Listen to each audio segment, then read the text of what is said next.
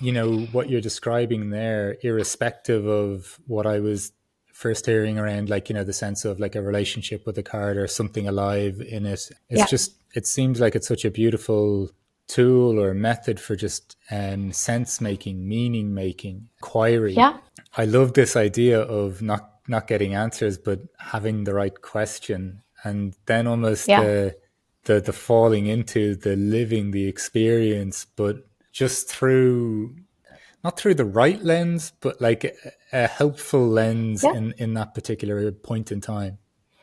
Yeah, it's the card in the tarot that we connect to, like we always drown ourselves back in, is the Fool card. It's the card in the major arcana that is zero, number zero, because they're all numbered 1 through 21, and then there's just one that is zero. And the idea of the zero card is that it's always and everywhere, and never, we can't locate it at any singular point. But we also think of it as the beginning often, because the image of the card is this guy stepping off onto a journey off a cliff, and he's about to plummet down into this abyss. And so the idea behind it is that we just go by faith, and we don't know where we're going, and we just have to have, it's kind of, I always think of like that moment in Indiana Jones where he like steps onto the into the abyss, and there's Right, like right. this invisible like a pathway there. And it's that idea that we have to have faith.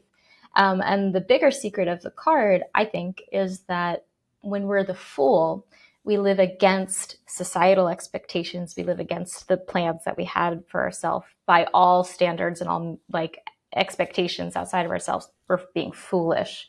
We don't really know what we're doing. And that's usually when we find the best way forward, is when we can let go of all of that and just live by that sense of instinct, and live by that sense of, this is me, this is authentically me. And he kind of even has his eyes like pointed out. He's not even looking down, because he just has that radical faith that he knows who he is, and he's just going to walk towards it. And I think that that's always, we try to pull that Fool in every choice that we do and say, well, where's the authentic self in these questions that you have, right? And so trying to follow that authentic self and the knowledge that it has will always lead you, you'll just walk into the answer without even realizing it. And when people usually reflect back, that's, I think most of us have made the best choices in our lives. We're like, I don't really know how I got there, but it just happened, and I just went, and I just landed where I was supposed to be, without having this moment. It's like, yes, exactly. This is exactly what you have to do. And here's the answer with a capital A, and, cross that off your list. It never happens that way. We just follow. We follow the instincts, and we follow the intuitions. And I think that it's, unfortunately, people use tarot and a lot of these tools today to try to relieve the tension of living, which no one gets out of. So it just helps us remember what the path is about, what mythology we're living for ourselves, where are we on our individuation journey. So it can be solace, and it can be encouragement, and it can be a reminder of that authentic self.